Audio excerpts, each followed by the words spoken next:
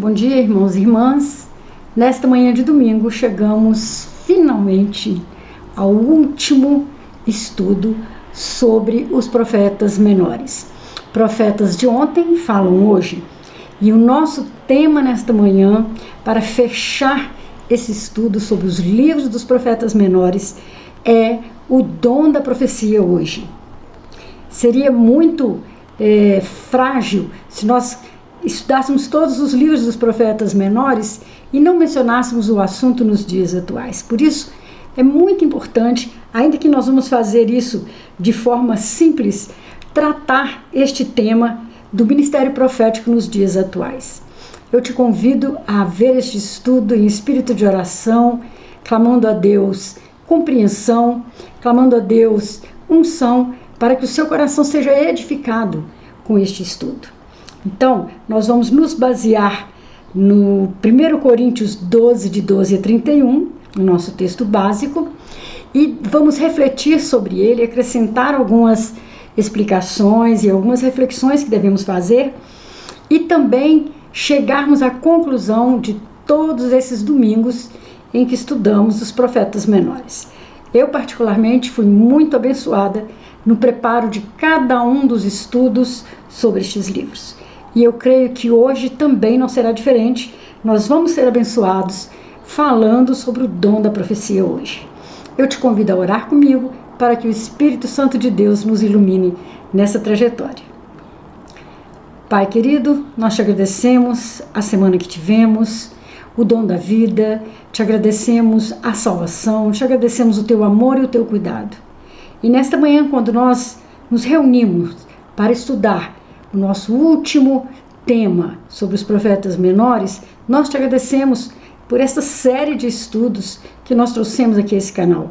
E que esse estudo de hoje seja de tal forma iluminado por ti, pela tua direção, pela tua unção, que todos possam sair daqui edificados com o que presenciaram, com o que refletiram junto conosco.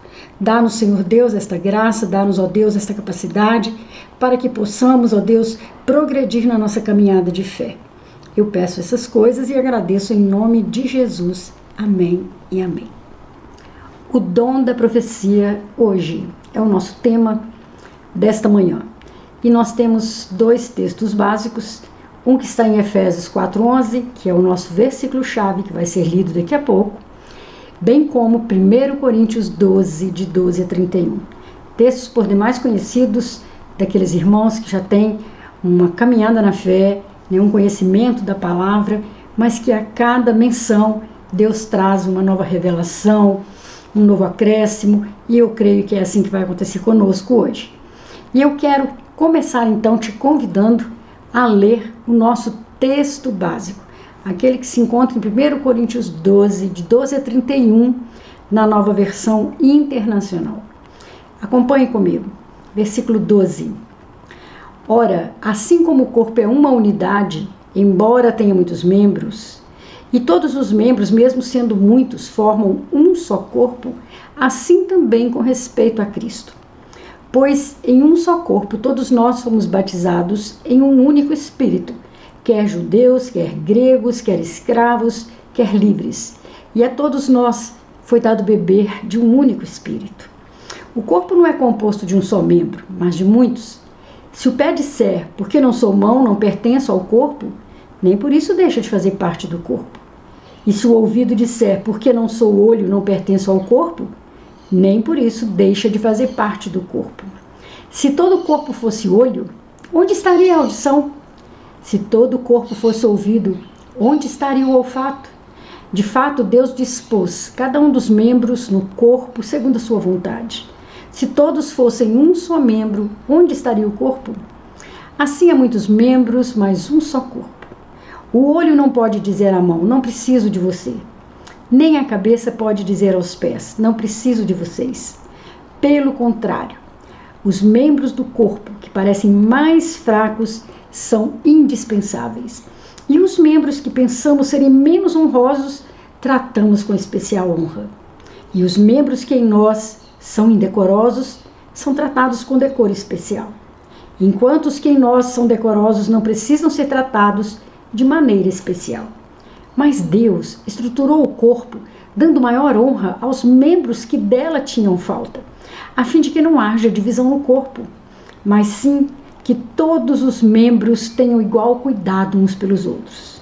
Quando um membro sofre, todos os outros sofrem com ele. Quando um membro é honrado, todos os outros se alegram com ele.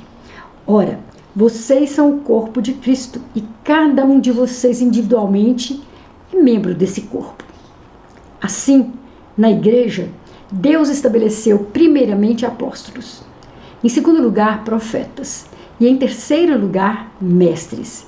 Depois os que realizam milagres, os que têm dom de curar, os que têm dom de prestar ajuda, os que têm dons de administração e os que falam diversas línguas. São todos apóstolos? São todos profetas? São todos mestres? Têm todos o dom de realizar milagres? Têm todos o dons de curar? Falam todos em línguas? Todos interpretam? Entretanto, busquem com dedicação os melhores dons. Passo agora a mostrar-lhes um caminho ainda mais excelente. Que Deus abençoe nossa leitura feita para a honra e glória do nome dele e para esclarecimento ao nosso coração. Amém. Muito interessante o texto que lemos em 1 Coríntios 12, quando o apóstolo Paulo vai esclarecer para nós a importância de todos os membros que formam o corpo de Cristo, que é a igreja.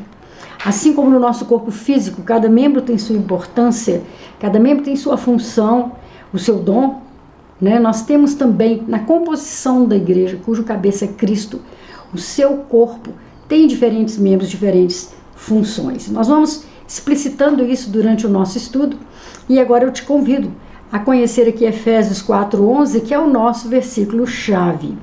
Também um texto do apóstolo Paulo. E ele, Deus, designou alguns para apóstolo, outros para profetas, outros para evangelistas e outros para pastores e mestres. Este, então, é o nosso versículo-chave de hoje. Nós vamos ver, queridos irmãos, que nesta lição, à luz das Sagradas Escrituras, procuraremos, assim, como eu disse, de maneira clara e bem simples, tratar do ministério profético nos dias de hoje. Ele ainda existe? Ele é válido? Ou o dom da profecia já passou, ficou antes de Jesus, ficou naqueles tempos anteriores à vinda do Messias? Nós cremos que não.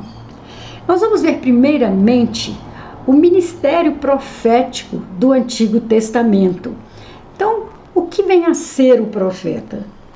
Nós já vimos isso nos nossos primeiros estudos. Os profetas são aqueles que proclamam a verdade de Deus com autoridade para exortar, encorajar e advertir os crentes. Então, este é o ofício, a função, o papel do profeta.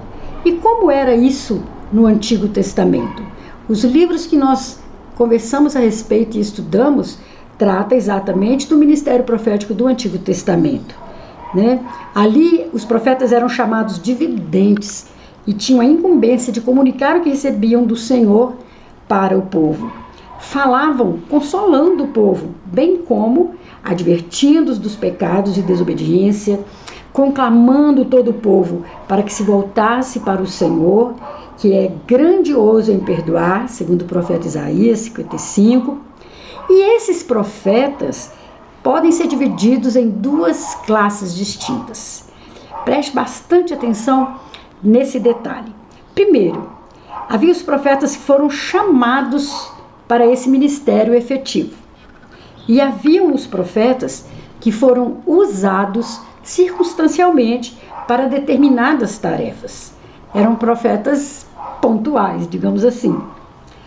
Quem foram os profetas chamados para o exercício do ministério profético de modo efetivo? Nós temos Isaías, Jeremias, Ezequiel, Daniel, Oséias, Amós, Joel, Obadias, Jonas, Miqueias, Naum, Abacuque, Sofonias, Ageu, Zacarias e Malaquias. E alguns profetas chamados circunstancialmente, quem foram esses profetas? Foram Jacó, Moisés, Davi, Uda, etc. Os profetas usados por Deus para entregar o recado do Senhor ao povo começavam suas palavras dizendo: assim diz o Senhor, e logo a seguir transmitiam a mensagem recebida. Que coisa interessante nós vermos isso, né, na vida dos nossos irmãos do passado. Irmãos que deram literalmente a vida para transmitirem, né, aquilo que o Senhor desejava falar ao povo, ainda que com muitas perseguições, ainda que muitas vezes com dores, com sofrimentos, né, mas eles foram fiéis ao chamado. E esse ciclo ministerial, segundo as palavras de Jesus Cristo, em Lucas 16:6, termina com João Batista. João Batista é considerado o último profeta, né, deste ciclo. Finda com ele a dispensação profética e Deus passa a agir no mundo por meio de um novo processo que nós vamos ver a seguir. Olha que tema mais interessante, mais rico de nós conversarmos nesta manhã. Quem tem acompanhado o nosso estudo sobre os profetas menores, ouviu a gente citar alguma vez a expressão escola de profetas. Existiu uma escola de profetas, existiu um seminário citado no Antigo Testamento, ao molde deles, ao molde daquela época, sim, levando em conta que o profeta exercia um papel primordial na Antiga Aliança. Muito se era investido para a preparação de homens que eram levantados por Deus com esse chamado. É notória a existência de lugares que podemos denominar escola de profetas na Antiga Aliança. Essa escola teria sido organizada primeiramente por Samuel, que acumulou o ministério de profeta, sacerdote e juiz. Muito especial, né? Samuel. Isso está narrado lá em 1 Samuel 10, do capítulo 10 até o capítulo 19. Mais tarde, as evidências apontam Elias e Eliseu trabalhando na formação de profetas como forma de resistência à apostasia que havia se estabelecido no Reino do Norte. Essas narrativas você vai encontrar no segundo livro de Reis, nos capítulos 2, no 4, no 6. Ao que tudo indica, os profetas em treinamento eram chamados, ou seja, eram discípulos dos profetas ou filhos dos profetas. Não aprendiam apenas o conteúdo bíblico, o conteúdo das escrituras da época, mas eram separados para serem aperfeiçoados no ofício de profeta pela observação, mas sobretudo pela associação com outros profetas.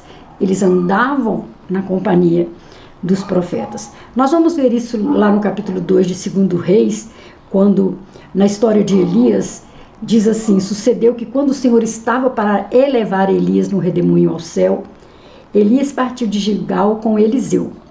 E disse Elias a Eliseu: fica-te aqui, porque o Senhor me enviou a Betel. Porém Eliseu disse: vive o Senhor e vive a tua alma, que eu não te deixarei. E assim foram a Betel. Então os filhos dos profetas que estavam em Betel saíram ao encontro de Eliseu. Então aqui uma citação da escola de profetas. Depois, mais tarde, né? Então os filhos dos profetas que estavam em Jericó se chegaram a Eliseu.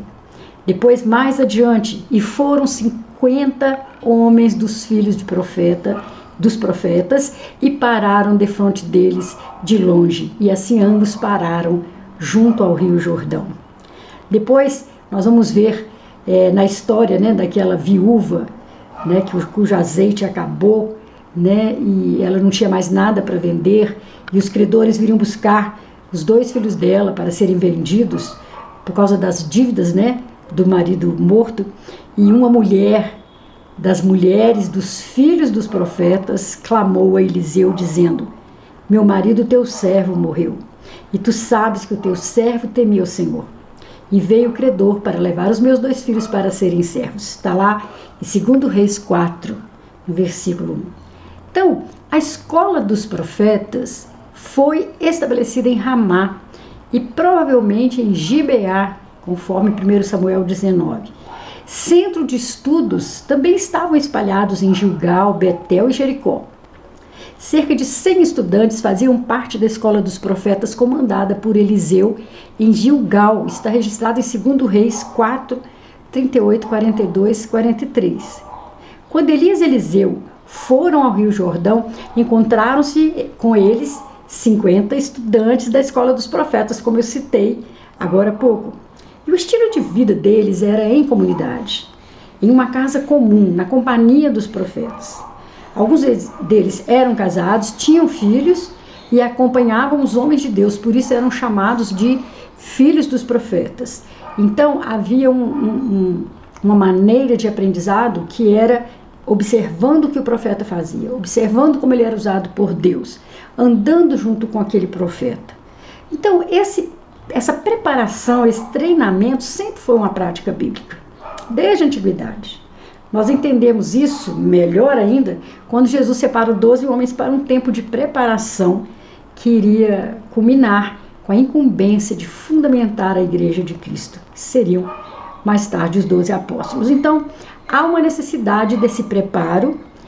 Primeiramente, há uma necessidade do chamado, da parte de Deus, e há uma necessidade de preparo para lidar com este ofício, com este dom, mesmo porque, diante da sociedade da época, o profeta era um homem muito respeitado.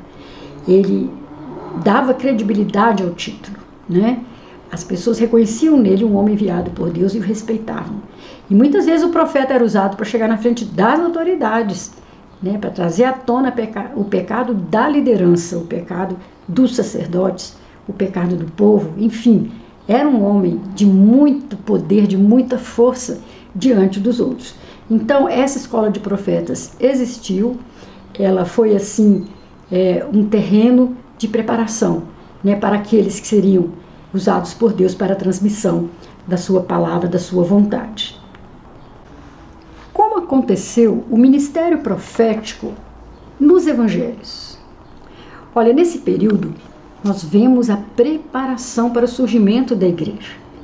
E João Batista, depois de um silêncio da parte de Deus quanto a profetas, de 400 anos, surge João Batista, filho de Zacarias, nascido de uma maneira toda especial, de pais idosos, sendo considerado um milagre, da parte de Deus, a vinda desse profeta.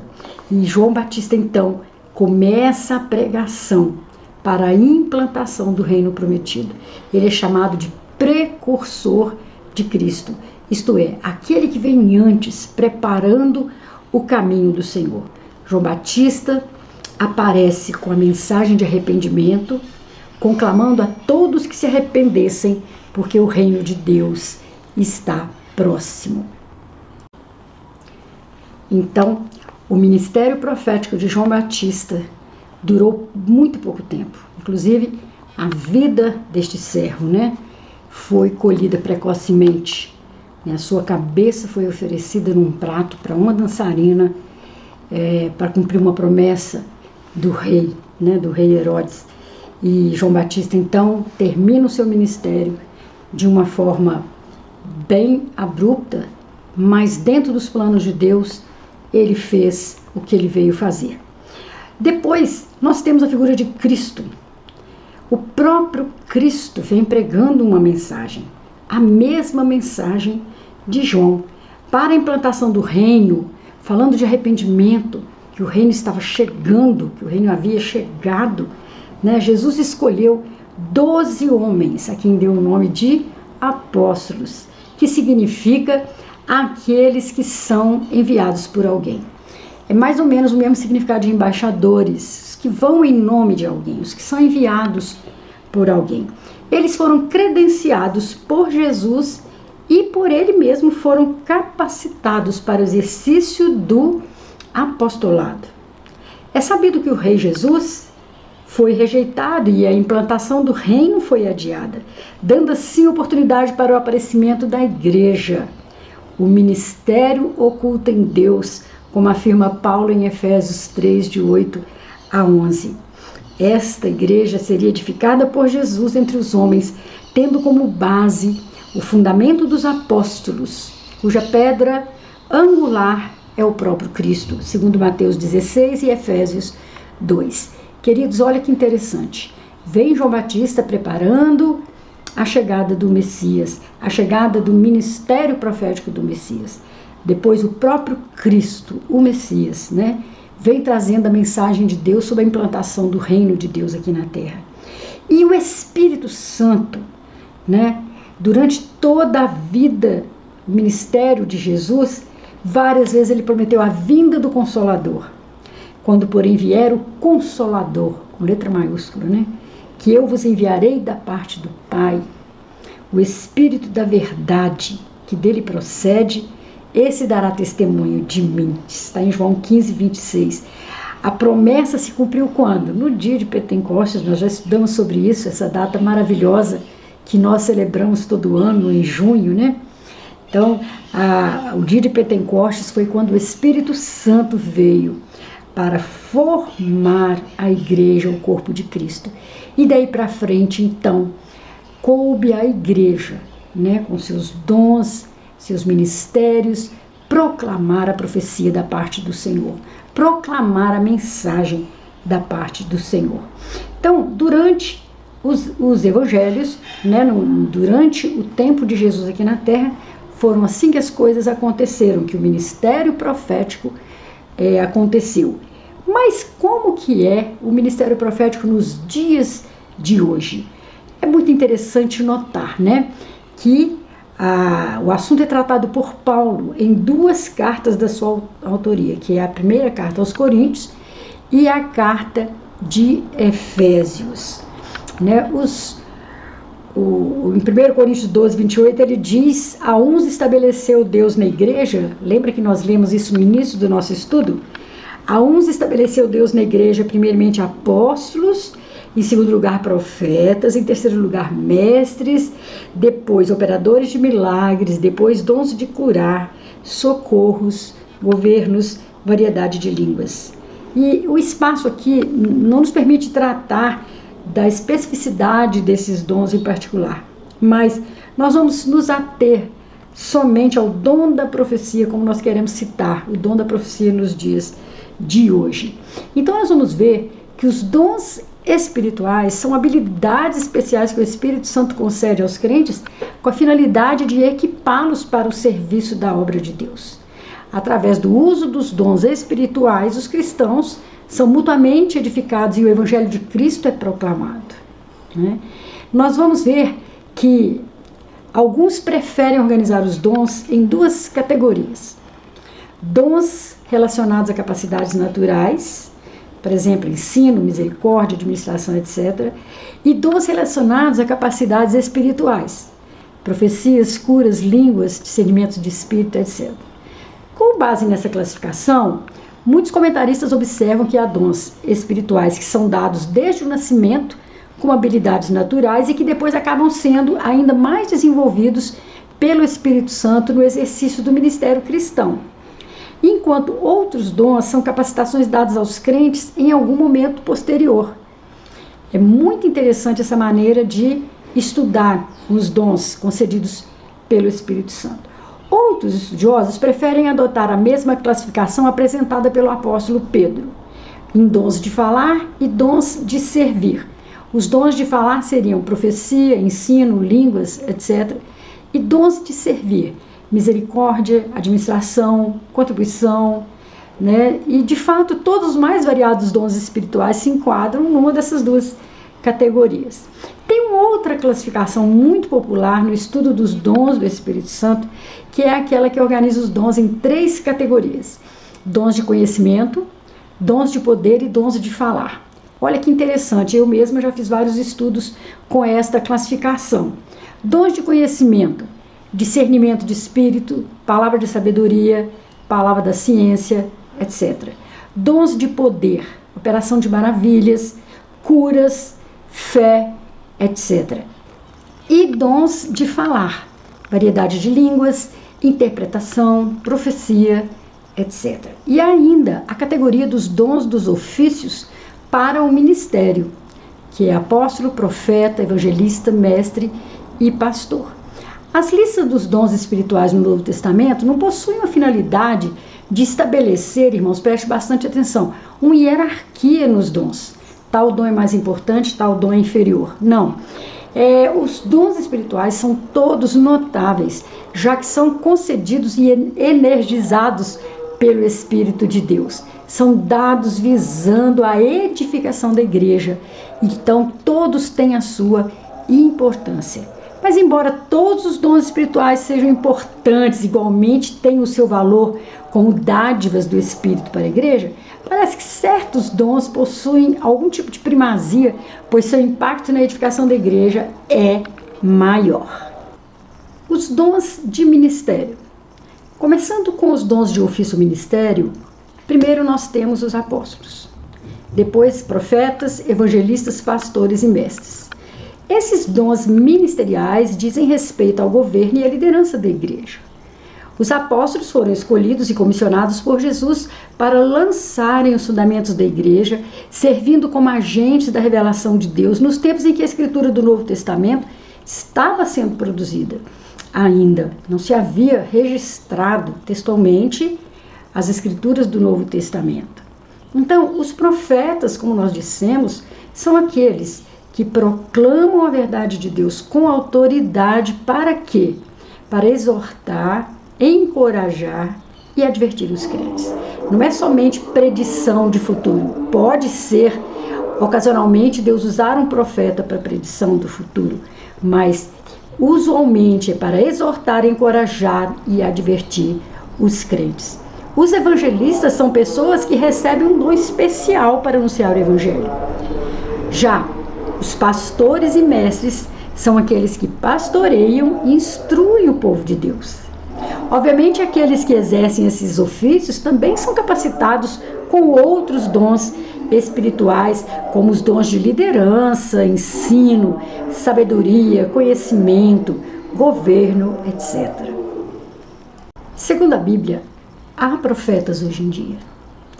A Bíblia não diz em lugar algum que o dom da profecia era temporário. Os verdadeiros profetas de hoje não acrescentam doutrinas novas à igreja.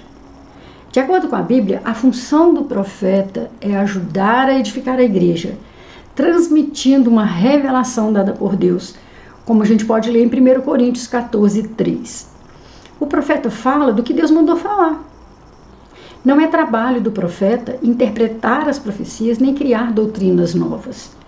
O trabalho do profeta de hoje é ajudar pessoas ou comunidades com revelações de Deus, especificamente para aquelas pessoas.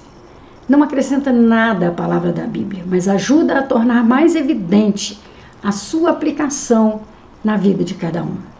O profeta instrui, encoraja e consola. A profecia também pode convencer o pecador do seu pecado, como em 1 Coríntios 14, 24, 25. Mas, hoje, diante de tantas pessoas e lideranças se apossando de títulos e ministérios que muitas vezes o Espírito não concedeu, aos que se autodenominam apóstolos, os que se denominam profetas, como nós poderíamos reagir quando alguém diz ser profeta? Nós devemos analisar isso à luz da Bíblia, como em 1 Tessalonicenses 5, 20 e 22. Porque nem todo que diz que é profeta vem de Deus. Também existem os falsos profetas que causam problemas, que disseminam fake news, que falam de coisas que Deus não mandou falar. Mas o profeta de Deus, ele tem algumas características bíblicas que a gente pode comprovar. Primeiro, ele glorifica a Deus. Ele não procura sua própria glória, nem usa o dom da profecia para se tornar poderoso ou influente. Depois, ele não contradiz a Bíblia. O profeta não inventa, como eu disse, novas doutrinas, nem distorce o ensino da Bíblia para favorecer isso ou aquilo, ou este ou aquele. Ele é servo. Ele profetiza para ajudar outras pessoas, não para poder dar um espetáculo, nem para parecer importante, poderoso. Suas profecias se cumprem. Se profetiza sobre o futuro, vai acontecer o que diz, senão não é profeta de Deus. A Bíblia diz que quando alguém profetiza, outros devem julgar o que ele diz. Isso está lá em 1 Coríntios 14, 29. Não é errado nós ficarmos, como se diz, de pé atrás, ouvindo. Devemos ouvir, Deus pode estar falando conosco através daquela pessoa. Mas devemos julgar se realmente há procedência bíblica para aquilo que aquela pessoa está dizendo. Isso significa que devemos analisar a profecia antes de acreditar nela. De preferência, a profecia deve ser julgada por líderes e membros sábios da igreja, que tenham bom conhecimento da Bíblia. Olha que importante termos aqui o dom do discernimento, né? Para discernirmos se há profeta, se ele é verdadeiro, se ele está falando da parte de Deus, se ele está trazendo uma revelação que tenha base bíblica, se ele não está indo contra o ensino da Bíblia, dos profetas. Tudo isso nós vamos analisar. E como que nós vamos poder fazer isso? Conhecendo a palavra de Deus. Daí a importância de estarmos sempre estudando a palavra de Deus. Irmãos, concluindo então nossa série de estudos sobre os profetas menores, nós desejamos fazer uma oração a Deus, colocar um desejo do nosso coração diante de Deus. Que as nossas igrejas estejam repletas de homens, de pessoas de Deus, cheias do Espírito Santo, para que por meio delas, verdadeiros profetas no comunicar da palavra, sejam as igrejas fortalecidas mais e mais. Este é o nosso desejo, que haja profetas na história da igreja hoje, que Deus possa nos capacitar, que Deus possa nos enviar, nos usar para a honra e glória do seu nome. Neste domingo, eu também desejo a todos os pais que estão nos vendo, estudando conosco, as mais ricas bênçãos de Deus pelo Dia dos Pais. Eu abençoo vocês, desejo muitas felicidades aos pais da minha família, ao meu pai em particular, que no dia 20 desse mês fará 94 anos. Parabéns, pai. E que Deus nos abençoe a todos. Nós vamos recomeçar agora um novo ciclo de estudos. Aguarde que nós vamos estar fazendo contato e enviando para você os textos bíblicos. Que Deus te abençoe. Reveja toda a nossa playlist no nosso canal do YouTube. Uma boa semana, em nome de Jesus.